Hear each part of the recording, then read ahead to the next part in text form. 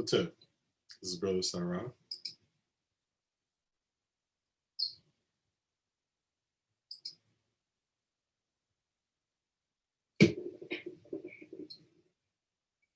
What's up?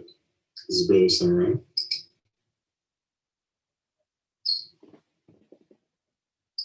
Give me a second. I need to make some adjustments here with my sound.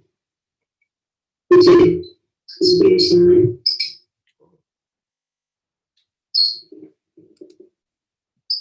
Give me a second. I need to make some adjustments here with my sound. What's up? This is Brother Sarah.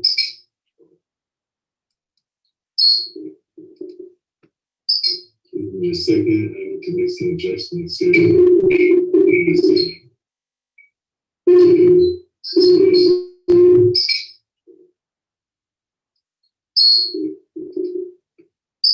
Give me a second. I need to make some adjustments here.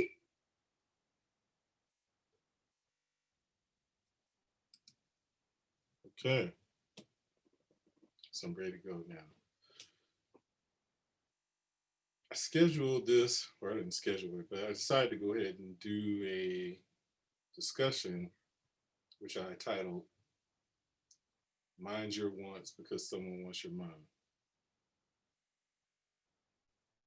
And that will cover basically the inner and external battles that we each encounter on a daily basis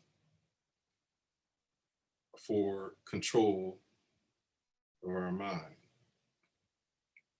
Those who know me always definitely know that I'm a avid funketeer, fan of Parliament Funkadelic. That particular line comes from the song Funkentelechy, where George Clinton says, mind your wants because someone wants your mind. Program, deprogram, and reprogram. Why did I use that as a topic for this discussion? It's because each of us every day are grappling with and battling our minds. We're engaged in a battle for control of our minds, both internally and externally. On one hand, we're facing an inner battle with our ego or our lower self that has been accustomed to dictating our actions. By dictating our actions, it controls our minds, it controls our senses. When I say it, that is the ego or our lower self.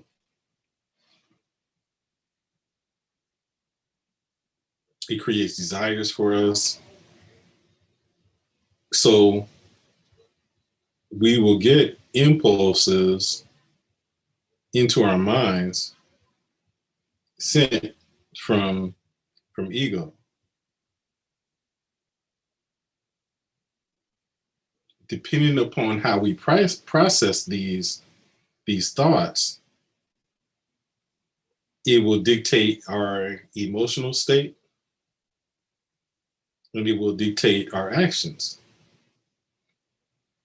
And so it's important that we be aware, that we be mindful of what thought impulses that we're allowing into our consciousness, because not only will it dictate our emotions and our actions, that it will also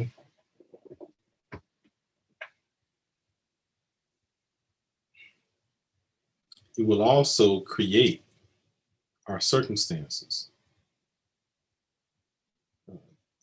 Yesterday, when I came on live, I was pointing out how our thought processes will send a vibration into the universe. And we talked about how the thought vibrations that we're sending into the universe is contributing to the collective consciousness. And we talked about how the collective consciousness has manifested itself in what's going on currently in society throughout the world. It's the vibration from our thoughts, the vibration from our actions, the vibrations from our emotional state that has created the current circumstances that humanity faces.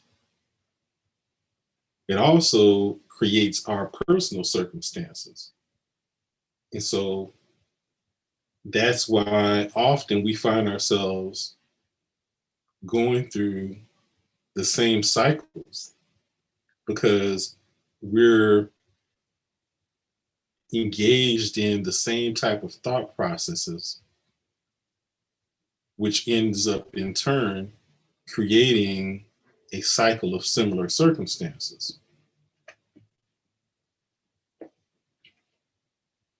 So in order to break that cycle,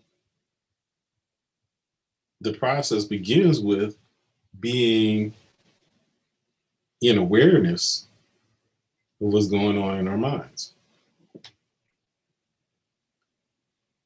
Similarly, as we're dealing with the thought impulses that are being sent to us by ego to control our actions,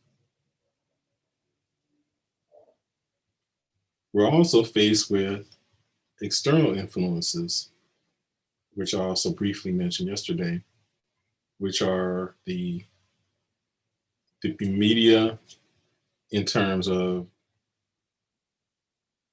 what we see on television, what we hear on the radio, what we're reading on our phones, social media, billboards.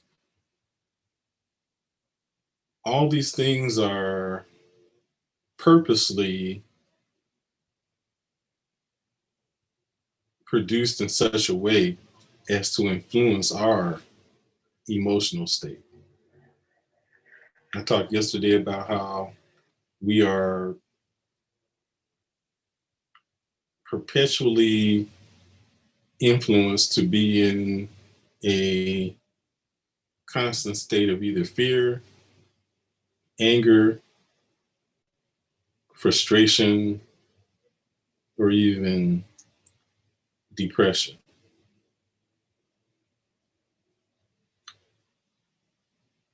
And I pointed out how those emotional states have the purpose of setting us up for being controlled,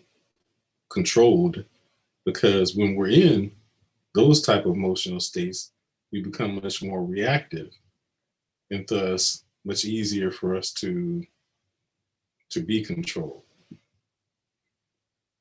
which is why I titled this discussion, Mind Your Wants, because someone wants your mind. And that someone is our lower self, our ego, and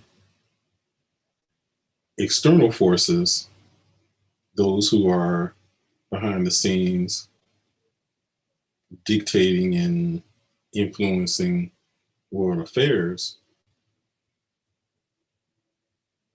They're also engaged in manipulating us and controlling our actions.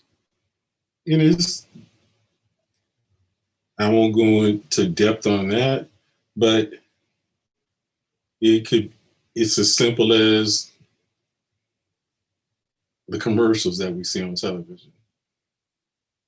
That's essentially mind control. They're influencing us to do things, to buy things. to think that we want or need something. We continuously are bombarded with the same type of commercials, and the next thing we know, we're headed out to the store or headed to the fast food restaurant to pick up something thinking that we want it. We're influenced in that way, even with music, in such a way that we're forced to listen to music over and over and over and over again until somehow we've convinced ourselves we like it, even though the music is terrible. But because we're hearing it over again, we think that it must be good. So that's programming that we're not conscious of.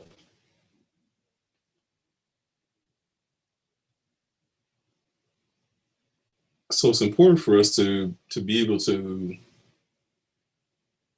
be in awareness such that we are not being controlled by anything external to us, or that we're not being controlled by our lower self, our ego.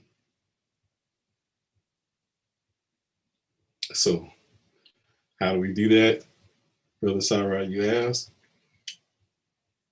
By doing what I talked about yesterday, meditation. Meditation helps us to be able to develop the skill of being able to maintain a state of awareness, to be in the moment, in observation of ourselves, in the present moment. So we talk about being present, being in the now. And when we're in the now,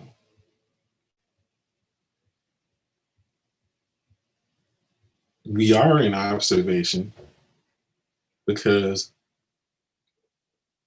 what takes us out of the present moment is our thoughts.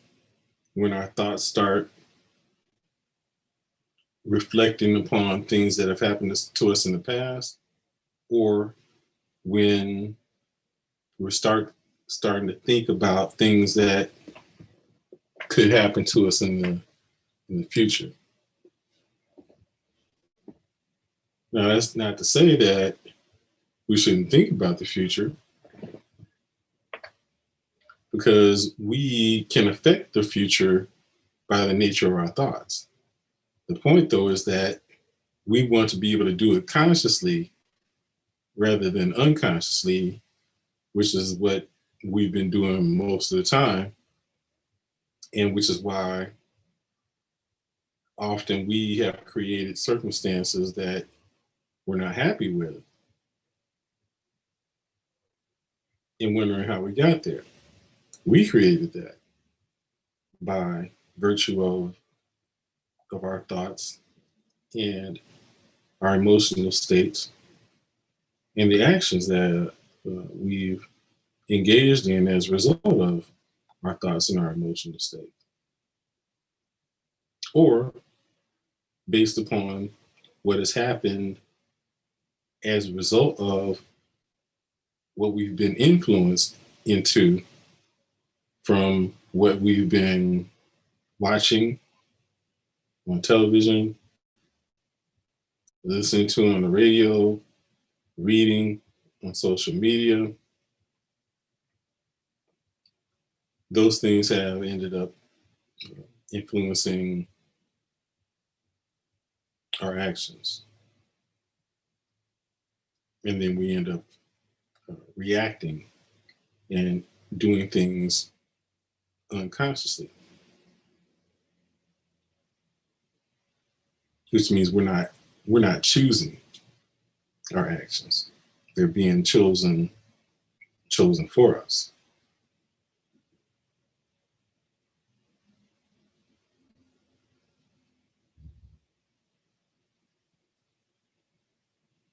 There's a number of things going through my mind in terms of that, where we need to engage in a process of reprogramming ourselves, which goes back to the Funkadelic song, uh, Funkadelic, program, deprogram, reprogram. Right? So we've been programmed to do things in a certain way. Been programmed to repeat patterns unconsciously, and we just do them. Often if we're not aware, we'll end up just falling into some patterns, doing things without realizing that we're doing them or even why. Often we can ask someone why they're doing something, and they won't be able to tell us. It's just that they've always done that. So each of us, uh, there's patterns like that we engage in, and we engage in behaviors, make decisions, uh, engage in actions that are cyclical, that we've been programmed either internally or externally to engage in, which again is why we tend to repeat certain patterns and end up getting the same results, no matter what the people may change, but the results ends up being the same.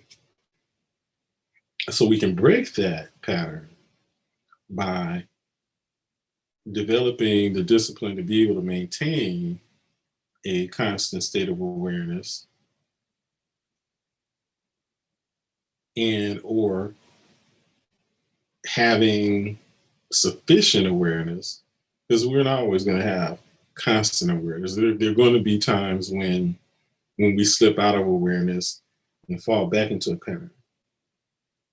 But if we develop a sufficient level of awareness, we'll be able to notice it and then pull ourselves back and bring ourselves back into the present, so that we move from reaction mode into response mode, into action mode, into dictating what we're going to do rather than having what we do dictated for us. So, again, as I spoke yesterday, through meditation, we withdraw and detach and become into an awareness of what we're thinking. We detach from thoughts and observe ourselves. Okay, we watch the thoughts as they come, and we withdraw our energy from them and allow them to pass, which ends up having the effect of slowing the rate of thought. Okay, so that's a discipline that we can develop through the regular practice of meditation in such a way that we will begin to develop the ability to use that same skill of detaching and observing as we're meditating into how we approach life. We approach life in observation. We're observing ourselves. We're observing our thoughts. We're noticing the energy of the thoughts. And if we're noticing that those thoughts are putting us in a negative emotional state, then we withdraw from those thoughts. If we notice that those thoughts are not consistent with what our objectives are, with what our goals are, then, like, if we are watching television and don't like what we see, we use the remote to turn the channel. So we can change the channel of our minds. And so we're bringing ourselves into control. we're holding the remote control rather than someone holding the remote control and controlling us. And so that's really the point and objective of this talk is to empower ourselves to be in control of ourselves rather than allowing something external to us to be in control of us, or allowing the false self, the ego, the lower self, to be in control of us. So I think that's all I wanted to impart for tonight. If you have any questions, feel free to reach out to me. You can reach out to me here on Facebook, or if you're watching here on YouTube, then just leave a comment in the comment section, and I'll get back to you there. You can also go to my, hey, what's up, Brother Hassan? You can also go to my website, which is www.sa-ra.org. Again, that's www.sa-ra.org. You can reach out to me there. You can sign up for a free 15-minute consultation, and I can give you more insight into meditation, show you how to meditate and how to be able to use these skills in order to be able to gain control. And Brother Hassan can tell you how effective that has been for him. And then also I'd encourage you to go to Amazon and pick up my books. My latest book is this book, Luminous Wisdom. It's available on Amazon now. The Book of Light, Luminous Wisdom. And you'll also see my previous book, The Book of Light. So those are on Amazon. So feel free to reach out to me on Facebook, or sign up for a free consultation on my website. And I'll talk to you next time.